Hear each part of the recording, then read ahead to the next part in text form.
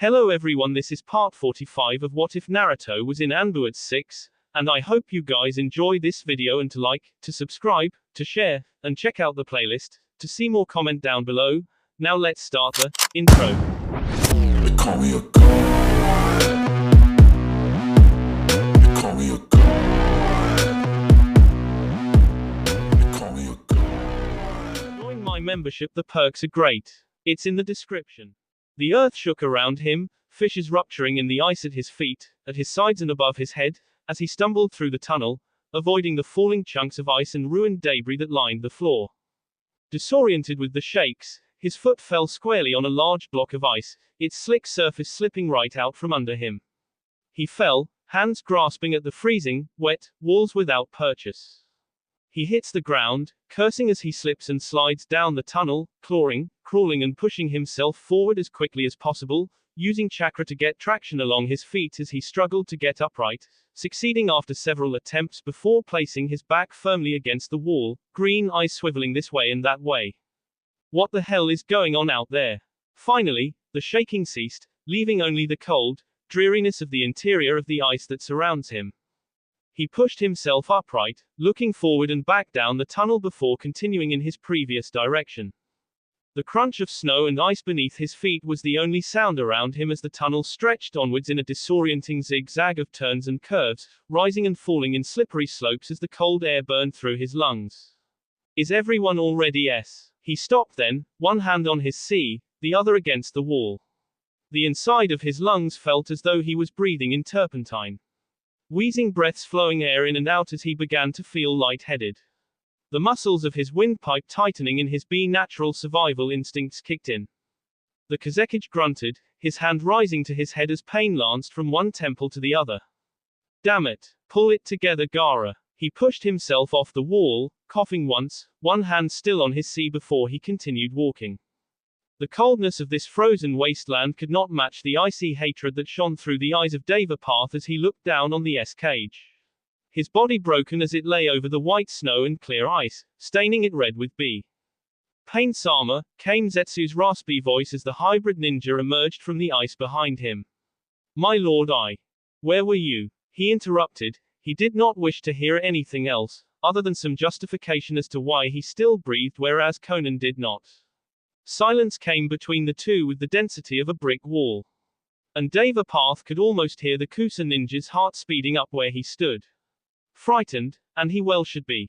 The Kusa ninja tensed beneath his cloak. Pain did not need eyes or ears to sense that. When he spoke again, his voice was an octave lower, hesitant, guarded. I was here.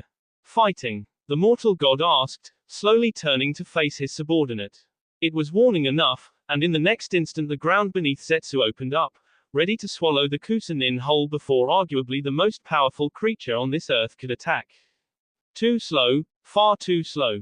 With a thought, and a simple motion, Zetsu's trajectory was changed as pain pulled him closer, a blade appearing in his hand so quickly not even Zetsu's keen eyes could catch sight of the movement. The strike came just as fast, with the blade almost leaping from the god's grip and sinking itself into Zetsu's hide. Zetsu gasped, hands moving in reflex to grasp at the cloak of his attacker, griping him with strength brought on by the surge of adrenaline in the throes of death that was sapped away just as quickly as Deva Realm twisted the blade with a savage jerk.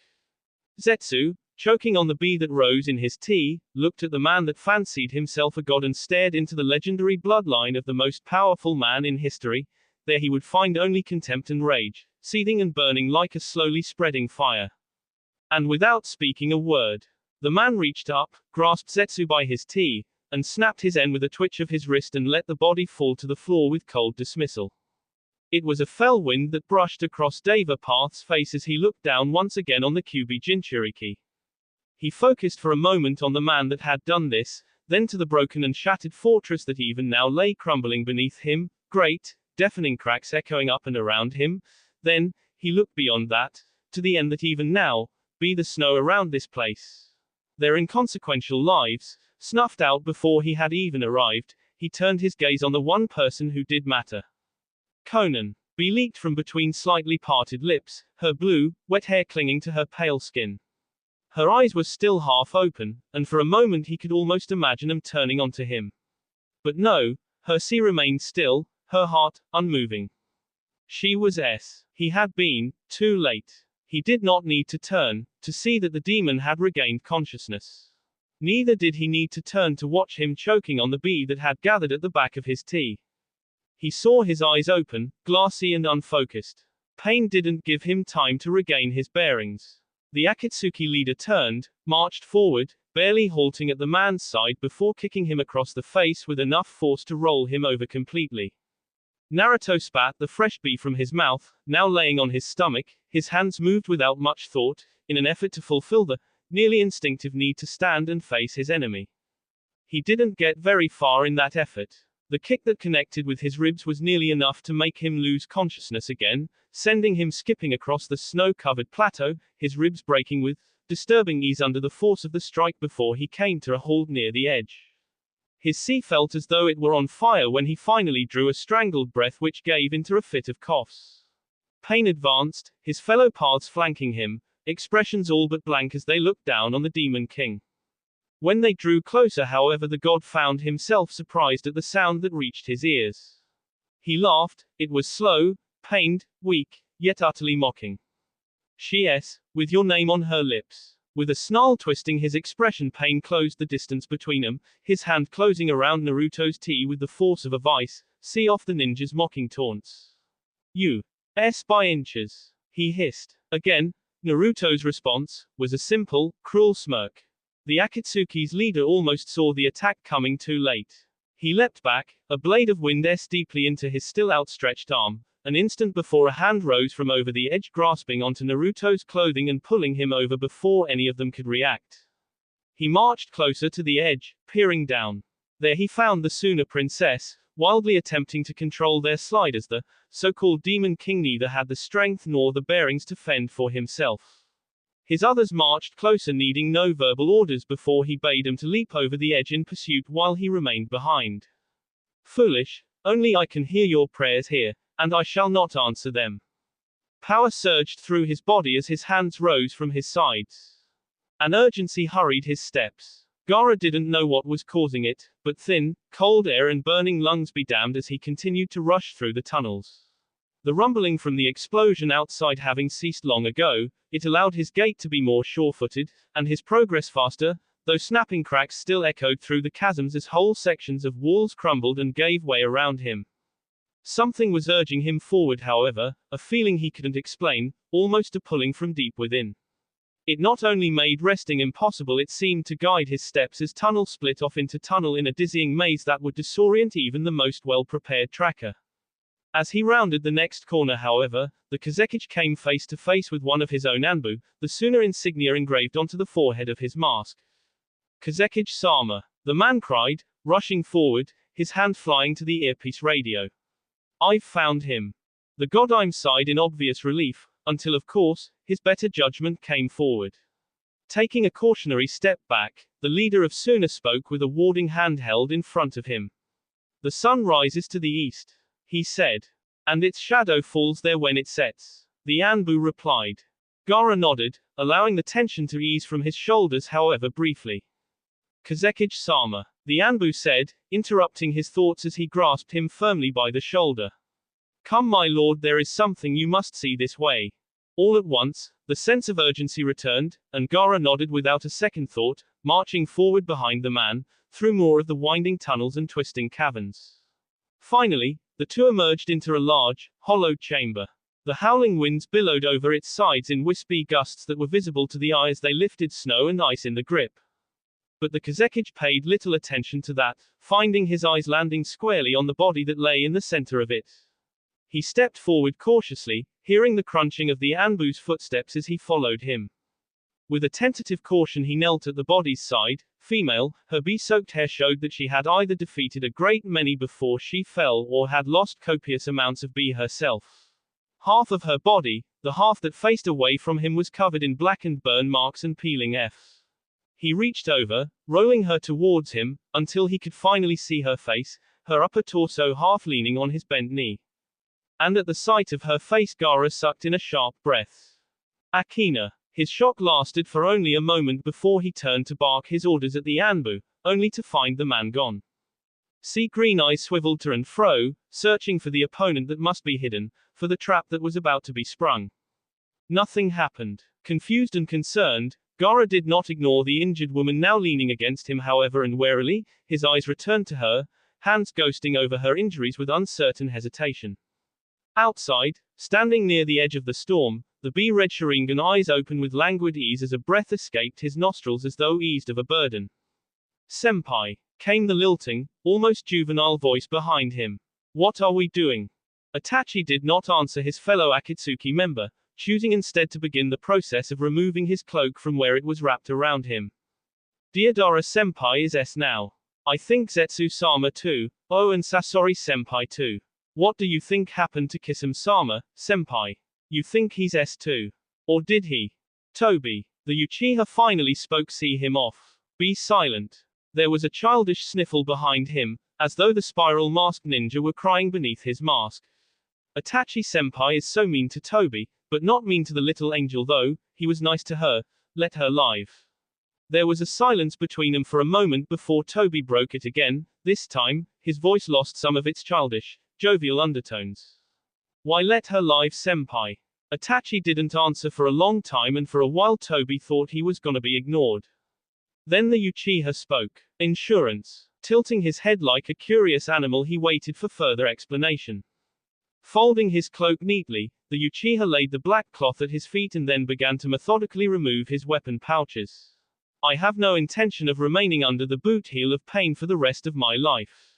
There is only one person that has a chance to K Pain. Uzumaki-san." Toby answered. "Itachi Senpai is smart. God fights devil. Only one wins. And that girl." The Uchiha continued, finishing the removal of his weapon pouches as he reached into a single jacket pocket. Pulling out a kunai and fingering the weapon between his thumb and index finger. "Is the means by which Naruto himself can be stopped. I don't get it. He has allowed her to live on multiple occasions." The Uchiha clarified. "Either he's sentimental, which I doubt, or he has left her alive for some other reason. Either her S will weaken him considerably, or it will actually K him. Both of which will serve me well should he survive this, and choose to come after me. And if Pain-sama survives." There was a pause. "I will deal with that if it happens. Where will Senpai go?" The Uchiha didn't answer, simply fingering the kunai in his hands for a moment as though nostalgic. Then, with a simple nonchalance, he dropped it into the snow, next to his discarded clothing and weapons. Then his body dissolved, leaving nothing but wisps of black smoke to be caught in the wind. Toby looked up to the sky, sighing as he placed his hands behind his head. Oh well, it was all fun while it lasted. Turning around, he began to march away, whistling a tune as he walked further and further away from the ice fortress and into the storm that eternally surrounded the place. Gaara grunted, shifting the comatose woman to lay flat on her back. He placed his fingers at her N, searching for a pulse. He found one, and sighed in relief as he did. He turned his attention to her injuries, looking them over as though trying to find where to begin as he removed his cloak, getting ready to tear it apart to use as makeshift bandages. When he looked closer, much closer, there he found the wispy tendrils of steam rising from where her burns met clear skin. He leaned in closer, his face and eyes scrunching in amazed puzzlement. "What in the—" A scuffling to his right tore his gaze away, his hand grasping firmly at a kunai as he pulled the weapon free of its satchel. Then, scurrying out of one of the many tunnels that led into this chamber came yet another Anbu, his cloak wet with snow, his porcelain mask turning this way and that way as his head swiveled around, scanning the room until his gaze found him. Kazekage-sama. The excited soldier made a move to step forward when said Cage raised the kunai in his hand in warning. "I have reason to believe our password may be compromised, Anbu. You'd best prove who you are quickly." To emphasize his point, the Cage made a show of sand, gathering at the Anbu ninja's feet. He was bluffing, of course. The amount of sand he currently had on him would have difficulty crushing a small child. The Anbu thought for a moment, almost as though his means of proving his idini were in the room itself, when he apparently thought of something. Slowly, with no swift movements, he reached into his cloak, pulling a scroll from within, he unrolled it over the ground. Biting his thumb, he began to run it across the ink-covered surface, its runes and lines glowing for a moment before poof, a grey cloud obscured the Godime's vision for a moment. And Gaara feared that, if it indeed was another enemy, the man had just summoned reinforcements. Still, what was done, was done. He waited for the smoke to dissipate. When it did, more Anbu stood in the room, 8 or so each, looking around the chamber, confused until their sights landed on him. Kazekage, the lead Anbu declared, beginning to march towards him when the younger one that had found him first, who wore a bird mask, placed a hand on his shoulder. Sir. Kazekage-sama has reason to believe the code word is compromised. The captain nodded before reaching up and unclasping his wolf mask, revealing his face. One Gaara recognized. Kisuke, one of the senior captains. He looked to the others, his gaze giving his orders clearly enough without words. One by one they each removed their masks, and the majority, he managed to recognize easily enough. Either the entire team was compromised or these were the real deal. He gave their Idinis no second thought. Come. She needs medical attention. Not hesitating, they came forward, hands retrieving bandages, B-pills and salves. Gaara stepped back, a sliver of apprehension coiling around his heart, unaware of the thoughts that wound their way across the comatose woman's mind as she slept. The inside of his head felt as though it was subject to the beating of a great drum. His nostrils burned with the cold and his limbs felt as though they were lead-lined. He coughed, white snowflakes flaring up in front of him by the puff of air. Everything ached, and his arms shook with the effort to move them. Snow gathered over his prone body until finally, his aching muscles obeyed his command, pushing himself up onto his hands and knees. Where am I? The thought was a detached one. He looked around, finding nothing but white-capped snow spread out as far as the eye could see before being swallowed up by the swirling vortex that was the storm that encircled this place. How did I get here? Before he could get his bearings, an arm grabbed onto the back of his shirt, the impact jarring him with a sick sense of vertigo before his instincts kicked in, his breathing becoming rapid, his fists clenching as adrenaline spiked.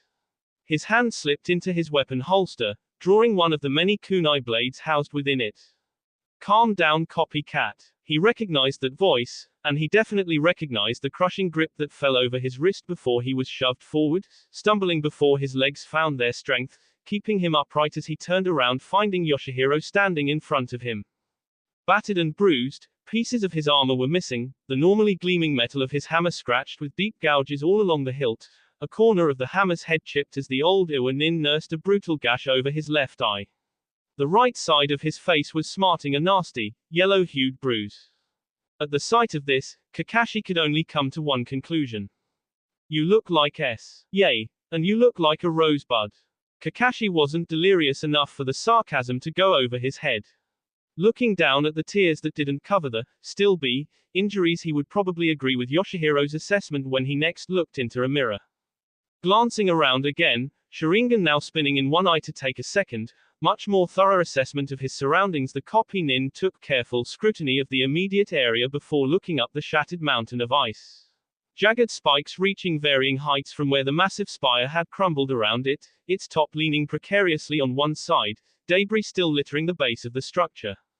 What happened to Kisum? He asked, rubbing his head before covering his eye. Last I remember was the fortress falling around us as we made a run for it. Looking around some more, he added, we're not S, are we?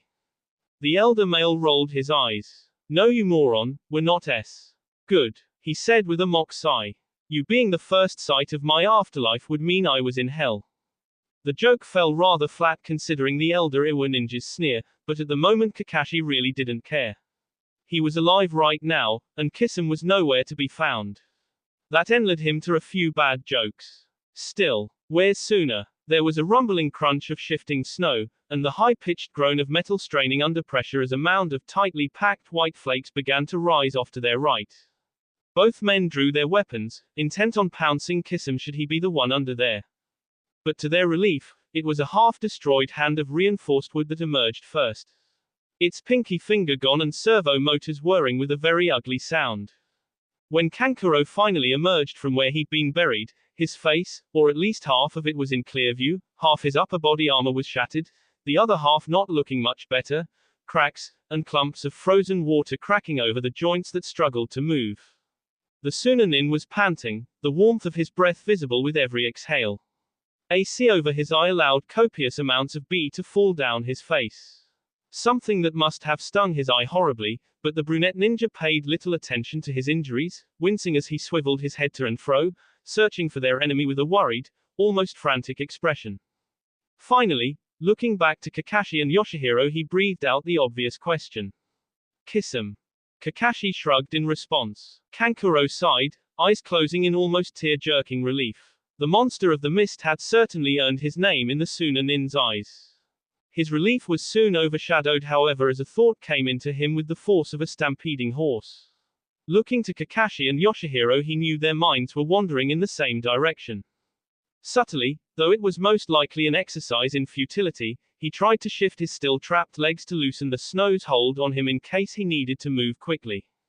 With a leisurely pace, Kakashi drew his hand back into his weapon holster, clearly ready to cross this line now that Kisum seemed to be out of the picture. A hand on the copy ninja's shoulder made him pause, turning his head slowly to the side to face the older male from his peripheral. We aren't sure if Kisum's S yet. Not to mention we have other enemies here. Kisum had a good chance of K all of us. He was enjoying that fight. I doubt this is some trick. Kakashi argued back. Besides, he jerked his head towards Kankuro. Recognize him. Sabaku no Kankuro. Gaara's older brother. A very valuable hostage. Yoshihiro opened his mouth to speak, when his gaze traveled upwards, widening as his mouth clicked shut before opening again. No time for that S. Pushing Kakashi out of the way, the elder Iwanin pushed forward, hammer over his shoulder as Kakashi stumbled, turning once he caught his feet to see what had startled the Tsuchikage, only to feel his own multicolored eyes widen before he looked back to Kankuro, who had abandoned subtlety and was now pulling himself fully to his feet, one leg already free. You might want to hurry up with that, he warned, watching as Kankuro chuckled up at him. Way I see it, Tree Huger, this is my chance to leave you both to S and go find my brother. The copy nin shrugged his shoulders. Sure, if you wanna leave your sister to S with us. Snapping his gaze up, Kankuro turned as best he could, ignoring Kakashi as he looked back up to the shattered remnants of the ice fortress, finding several tiny dark blotches rapidly leaping from one point to another, pursuing one other person, the stark shade of light blonde hair allowing him to recognize his sister anywhere. Looking closer, however, he found her to be carrying someone. Be-soaked Naruto's normally sun-K hair and its new reddish ting confused Suna's puppet master as to the identity of the person his sister was trying to save. Gaara. With a surge of effort, the puppeteer forced his suit to respond, pulling his last leg free of snow and ice before he rushed after the other two ninja. He paused though, a rumbling reaching his ears before he turned back, looking over his shoulder at the massive storm that forever circled this place, watching it enclosing itself, closer and closer around the ice formation. Not giving the phenomenon a second thought, he moved forward. His sister came first, the freak storm, later. The Suna princess cursed as she continued to slide down the slick ice. Naruto slid at her side, an almost solid trail of B left in his wake as he struggled to control his fall. She looked to him, watching as his entire body shook with the strain to remain upright, and as his head dropped and his eyes visibly struggled to remain open. Her eyes darted left and right, scanning the jagged surface of the ice before she stopped, chakra lining the places where her body met the cold surface, bringing her to a halt as she turned sharply, intercepting his tumbling body with her own. The wind was knocked out of her, leaving her lungs burning with lack of air, but she ignored it, wrapping her hands around his bee-soaked body, staining her skin and clothes crimson before she looked above, towards the small black dots that were her pursuers. Far enough, she determined. Her feet found purchase, and with another end-breaking turn, she reversed her momentum, using it to nearly launch herself headfirst into a small crevice in the broken wall of the fortress. She fell, in with a winded curse, her wrist twisting awkwardly as she tried to catch her fall. The bulk of the Jinchuriki falling next to her, his body limp and unmoving. She cradled her hand, hissing with pain as her wrist throbbed. Her hair fell over her face and cold S into her side like an unyielding wall that sank its fangs into her F. She bit out a curse, her eyes closing tight in pain before opening again and staring at the deathly pale visage of the Jinchuriki beside her. She crawled closer, kneeling at his side as he struggled for breath, looking to her as her cold hand came to rest on his sweat-soaked skin. He did not even have the strength to speak, but he recognized her all the same, and the questions that raced through his mind he could never give voice to as he lost consciousness again. Hey, Temari yelled, shaking the man as his eyes rolled into the back of his head.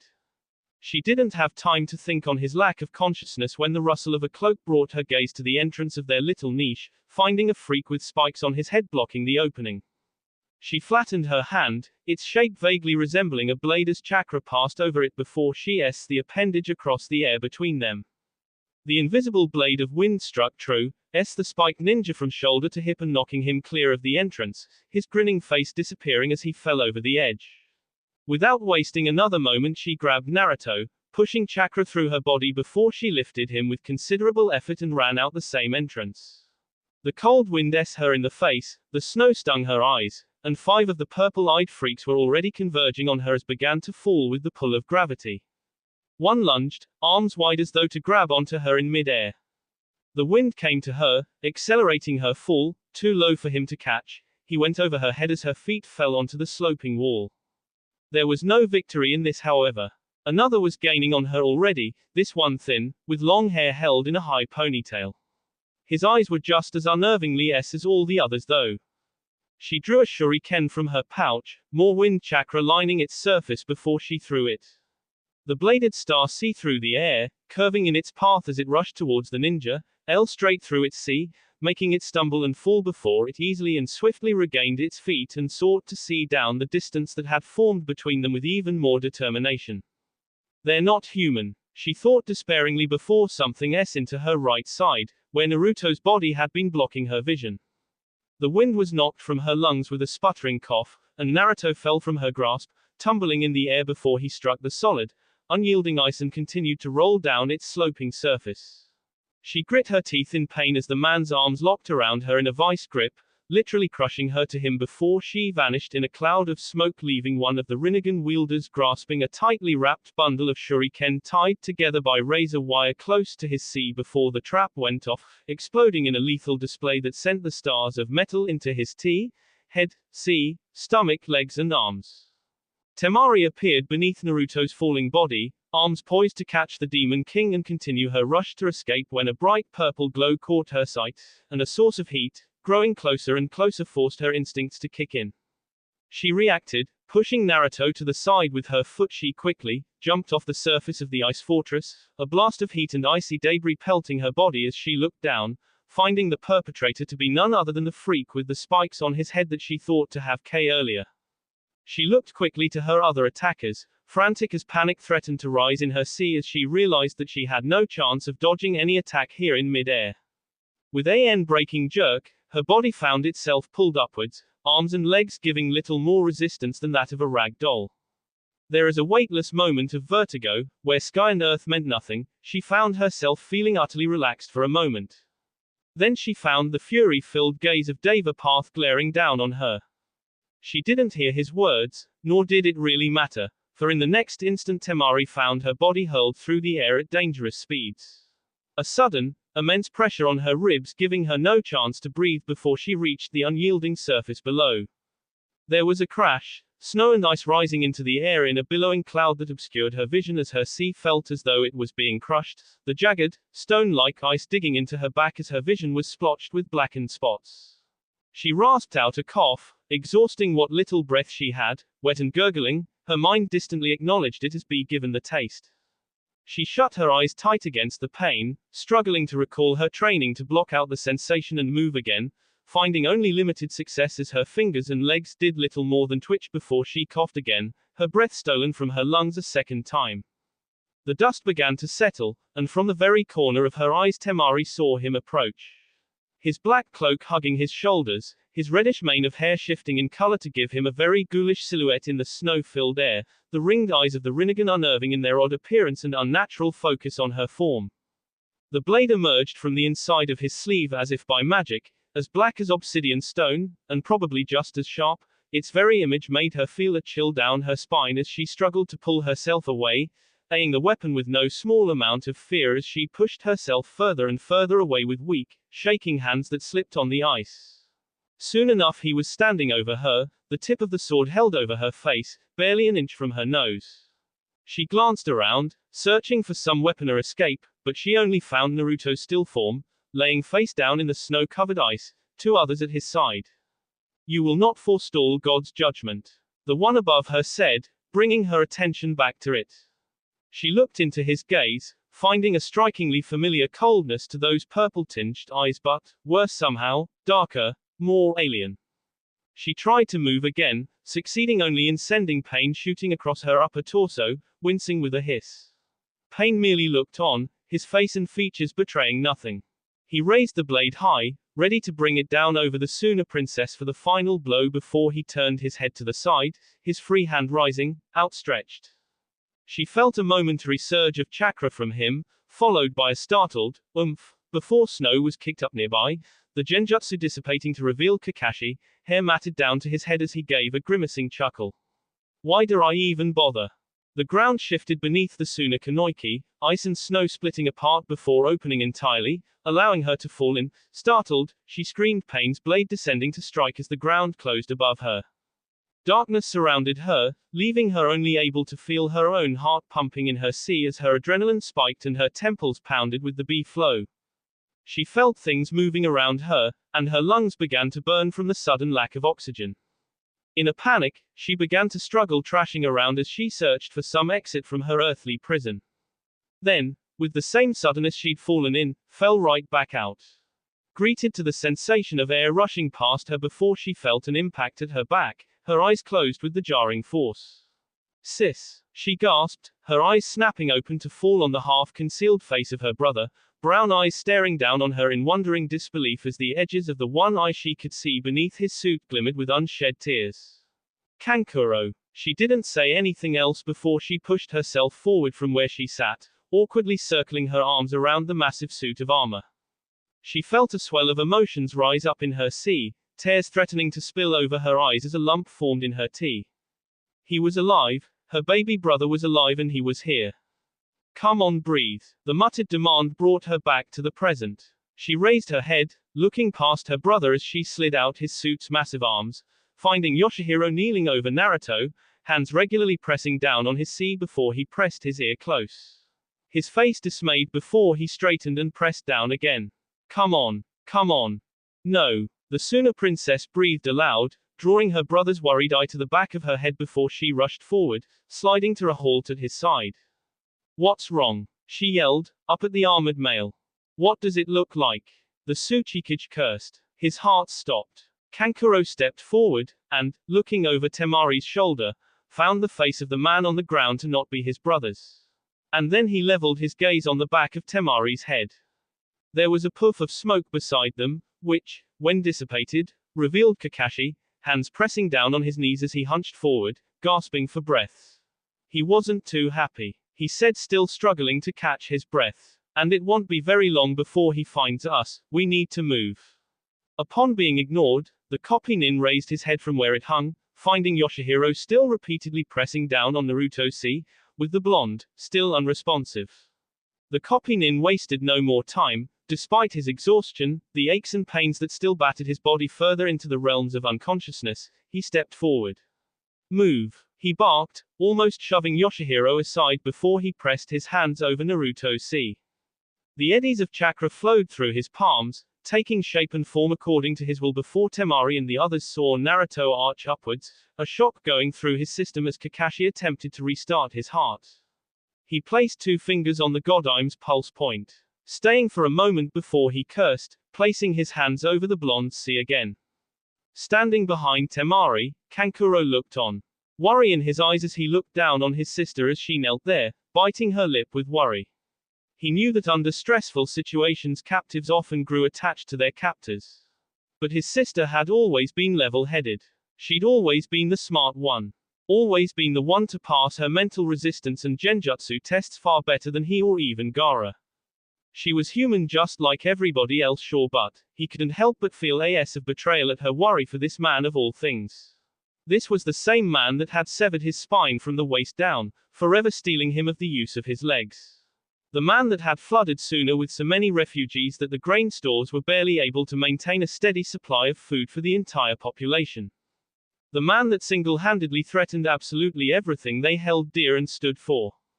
Immediately he cast aside those feelings as best he could. Temari was just like anybody else. Who's to say that, Had it been him that had been captured, the shoe would be on the other foot. The important thing was that she was alive and they could take both her and Gaara back to Suna. The rest of the bee they could deal with later. Come on, damn it. Kakashi cursed, sweat lining his brow as he sent another pulse through Naruto's body, his shoulders shaking as his face visibly tightened behind the mask. No. No, not now, not when we're so close. When everything is so close. But the blonde remained there, lying still, his features calm, mouth slightly open, his eyes closed. Then, there was a pulse, a ripple of red that swept out from under him as though he'd landed in a great, shallow pool of water. Kakashi and the other two stood, startled, as they took a step back. Kazekage-sama, one of the Anbu, cried near the rear of the line. Gaara turned, finding the Anbu that had been carrying Akina had let the girl fall, his sword drawn as the young woman's chakra glowed around her body. The water sloshed against her ankles, pushing and pulling like the coming and goings of the tide. She didn't move from her place, staring down into the crystal clear, blue surface that lay just in front of her, rippling and shifting. Where are we? She asked. When he didn't answer, and the silence only seemed to stretch on, she elaborated.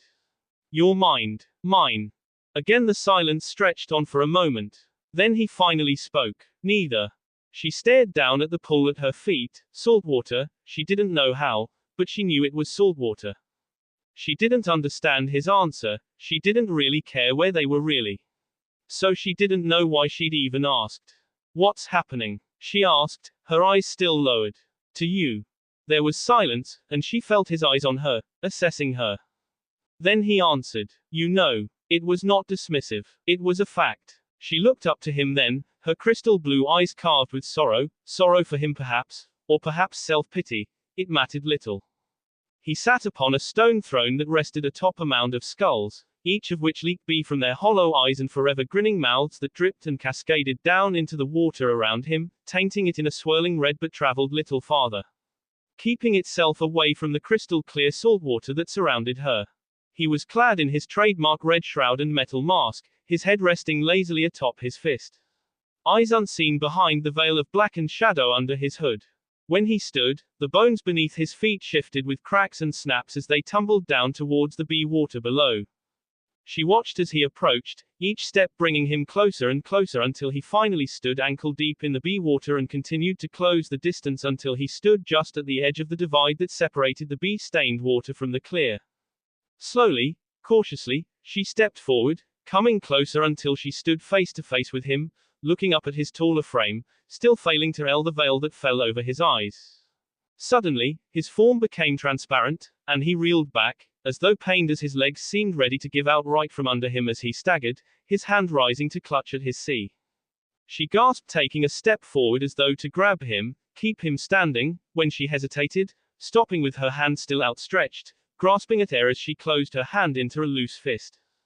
He looked at her then, still clutching at his sea with one hand, he spoke, his tone harsh, and wheezy as though he'd run a great distance.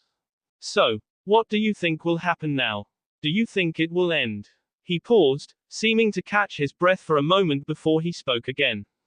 It won't. The turmoil, the chaos, the sorrow, it will continue. You've saved no one.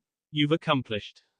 His voice failed him again, his body becoming more transparent, thinner as he fell to his knees with a pained yell. A wet cough rattled his frame and in the next second, bee dripped from the side of his mask, falling into the tainted water below them him.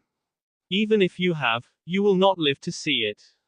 There was silence for a moment, and in the next, he stood, grunting with pain as he straightened again to his full height, the bee still trailing down from the edge of his metal mask, his body becoming so transparent it seemed almost invisible for a moment before it regained some of its consistency. He looked up, staring into the black void that hung above them. The Demon King. He laughed, self-mocking and bitter as he turned away from her. Enjoy your new world, dear sister.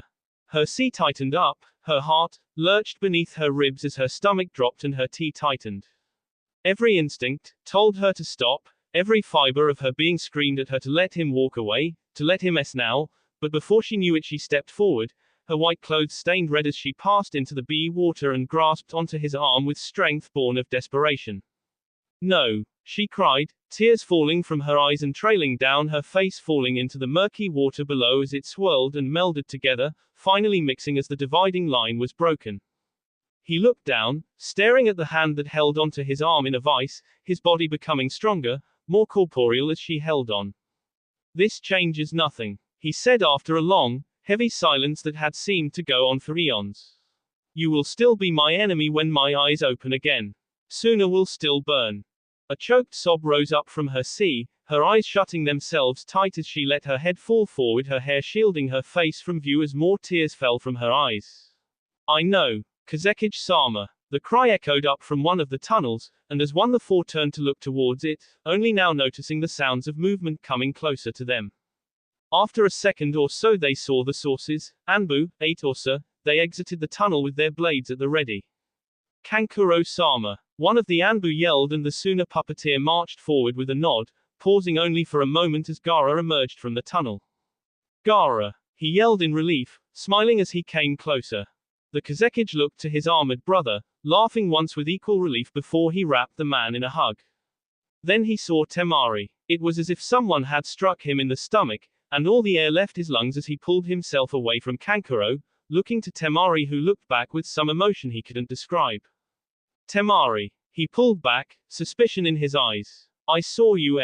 He looked past her, past the other two, to the body behind them. Temari opened her mouth to speak when a deafening boom shook the chamber around them, chunks of ice falling from the ceiling, forcing the group to scatter as one of the walls was blown in with a blanketing sweep of snow, blinding their sight as it knocked them off their feet. Pain stepped through the threshold, his Rinnegan eyes instantly taking in every detail of the massive chamber and those within it as they reached their feet. "Throw away thy rod," he said as his others spread out in a semicircle in front of the group, who made themselves ready. "Cast aside thy hope." The dark blade emerged again and fell into his firm grip with ease and familiarity. "For God shall not take the gentle path." She returned to the land of the consciousness with growls in her ear, cold water at her back and the putrid stench of rotting bee meat blowing across her nose. Opening her sky blues, she looked to the side, finding the fox pacing, the chains around his enon legs giving sharp pings as the links shifted their position with his pacing. "You worthless meatsack," he roared the moment he became aware of her cognition, snarling as he inched closer. "Do you have any idea what you've done?" Her expression was sad, she knew that, and as began to rise the tears that fell from her cheeks did so with her, knowing they were there as she stumbled to her feet. "I saved him," she answered simply. The fury in the roar that escaped the fox's gaping maw was nearly a palpable thing, the mere force of his intent alone fell onto her shoulders like a physical weight. "How dare you?" he hissed, drool that burned like acid seeping through his grit teeth. "You're not your puppet," she interrupted, looking up to him as he snarled and growled. "Nor will I be Zhuge Liang's anymore. I'm no one's puppet." He looked down on her with unabashed hatred in those bee eyes, his lips curling back into a disgusted, amused little smile. "No, you're far more pathetic than that. You're his puppet instead." This time, she woke to the feel of cold air her face, and the sound of battle in her ear. Every muscle in her body ached, and the side that had been struck by Amaterasu's legendary black fire still felt almost cripplingly painful to every movement. She hissed as she began to turn herself over, walls of glimmering ice surrounding her on all sides. She crawled on her stomach, with nail and foot, pushing herself to where the sounds were coming from. She lurched to her feet for the final stretch of distance before her strength abandoned her and she fell, just at the edge of the tunnel, with the battle now visible to her eyes. Sooner Anbu clashed with 5 of the black-robed ninjas in a desperate melee, jutsu and shuriken flying across the room as they were launched, deflected, blocked and dodged. Deva Path marched through the center like a juggernaut, however, ruthless, and utterly unstoppable. Kankuro, his armor now thoroughly shattered, had been thrown across the room to land at a heap at the far wall, and Gaara lay on the floor, almost sickly pale as he bled from a horrendous S that ran across his stomach, making the stone run red as his bee pulled around him. The only ones in his way now were the man she recognized as Hitaki Kakashi, Gaara's sister, and an old man in thick plate armor. Naruto lay behind them, unmoving, defenseless. Her eyes closed tightly in concentration, feeling for the power within her and attempting to bring it out. She felt firm resistance, however, and Thesnals that echoed through the back of her mind to the forefront told her exactly who the guilty party was. "You," She breathed, struggling to form her sentences. Well, listen to me now. Still the resistance remained, obstinate as the QB's limited influence from within his seal battled against her will. With a snarl that was almost animal-like in nature, the young woman grit her teeth and clenched her fists. Listen to me now. He could hear him coming closer, heavy footfalls that could not be drowned out by the cacophony of the fights that raged around him as he continued to examine the seal and what they'd done to it. The seal that bound the Ninetails had always been complex. Far beyond his knowledge to be sure, but what these people had done to it now made the normal seal look like a simple padlock. He only recognized 3 of the symbols, and there were at least 7 of them. If he undid those 3, perhaps the construct would break down itself, like a dam that was over capacity. Any day now, copycat. He heard Yoshihiro yell behind him, the footfalls coming ever closer. If I do this wrong, it could rupture the seal completely. It'd kill Naruto and probably us too. He barked back, harsh and angry as he hesitated on the hand seals for the dispel technique. Either you risk it or we all s now. The Tsuchikage snapped just before Kakashi heard him bellow out his battle cry. He looked back, just in time to see the Rinnegan wielder catch the head of the massive warhammer in one hand, his other hand rising with the dark blade in its grip. The Tsuchikage raised his forearm guard to block the strike, only for the black metal to s through plate, f and bone with ease, l his forearm and lancing into the left edge of his c, its edge scraping against the elder male's ribs. Yoshihiro bit down a scream of pain before pain l the hammer free of his grip and sent the Tsuchikage flying into the wall with enough force to kill the man had he not been wearing armor. He didn't even glance at Temari before he ducked, avoiding the wind blade with ease before he swept her feet out from under her. She rolled with the fall, attempting to reach her feet quickly, only to have her efforts see off by a viscous kick that struck her ribs. Then his eyes landed on Kakashi, with the copycat's back turned to him, still hoping to finish the final seals. The blade rose, ready to sever head from shoulders when every sense in his body froze with surprise. Not fear, never fear. He knew the attack was coming before she'd even closed half the distance. He sought his power, raising his arm to ward her off, but he'd been too late and she'd been too fast. She tackled him with the force of a 2-ton boulder, red chakra shrouding her body with 3 tails whipping out from the base of her spine, burning to the touch wherever her body made contact with his. He called forth his power, bending it to his will with focus and purpose, and pushed her back, with more force than he'd ever needed to use on any one person. Even so, he barely managed to repel her halfway across the room. Then his attention returned to Kakashi, just as the man's hand fell onto the seal, glowing with bright blue flames. There was a flash of blinding white light. When his vision returned, it was to a haze of red that blanketed the room like a deep fog. His eyes peered deep into its veil, finding both his targets as they faced him, his others coming to his side. He couldn't see his face, only his eyes as they glowed, a deep, red, pupil, iris and all. Delay in vengeance gives only a heavier blow. He cantered. The answer seemed to come from within his own mind, in a whisper of malice that was carried neither by wind or sound. Those who seek fear shall have it in abundance. That will be all for this video. Be sure to like, subscribe, share, and comment down below for more videos. Goodbye.